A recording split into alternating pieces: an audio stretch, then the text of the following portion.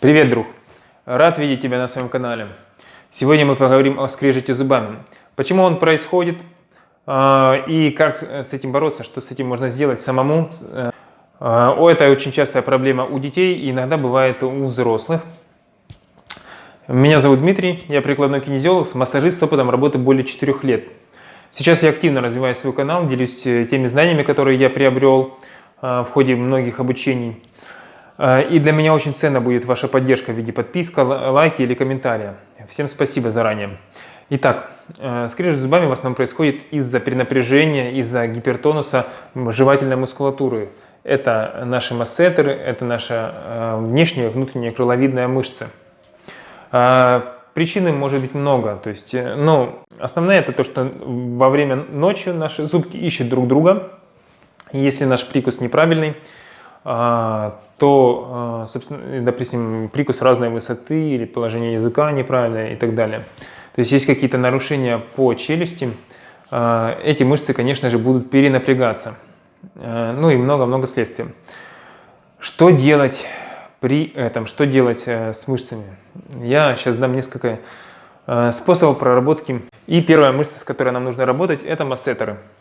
Наша жевательная мускулатура начинается она вот здесь от скуловой кости и заканчивается внизу, вот она вниз идет вот так вот.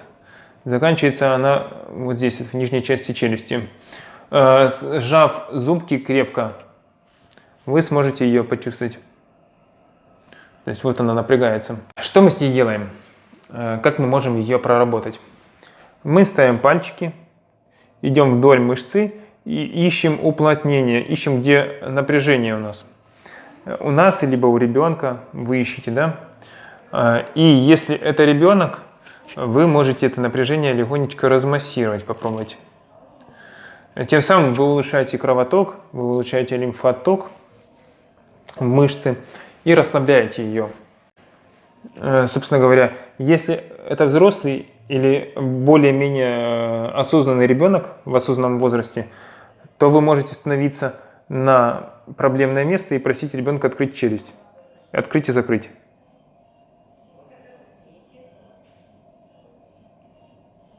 И делать это до исчезновения болезненных ощущений.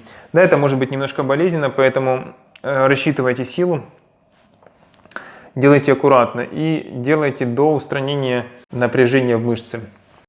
Уже одно это очень сильно улучшит результаты и поможет избавиться вам от скрипения зубами.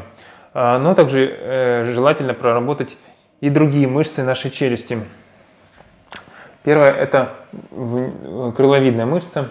Чтобы ее проработать, мы ставим пальчик на угол челюсти, доходим вот угол челюсти и проникаем прямиком вот во внутреннюю часть. Там вы можете нащупать уплотнение такое вот, только не туда вовнутрь, а вот с края, то есть к кости вы прижимаете пальчик и ищете. Вы найдете там, если мышца напряжена, вы найдете там уплотнение и мягенько его просто разминаете.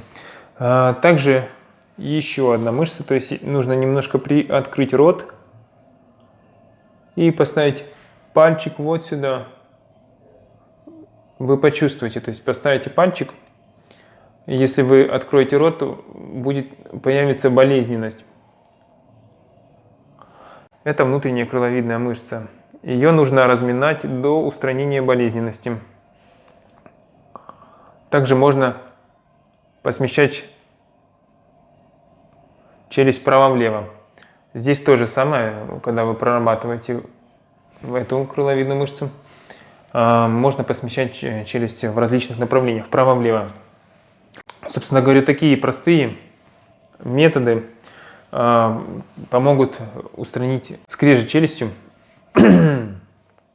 и довольно быстро и эффективно. Конечно же, рекомендуется обратиться к ортодонту, посмотреть прикус и как-то это скорректировать, если есть эта проблема. Но благодаря работе на мышцах вы сможете добиться хорошего, стойкого результата. Пишите в комментариях, что у вас получилось, помогло ли вам это. Всем до встречи!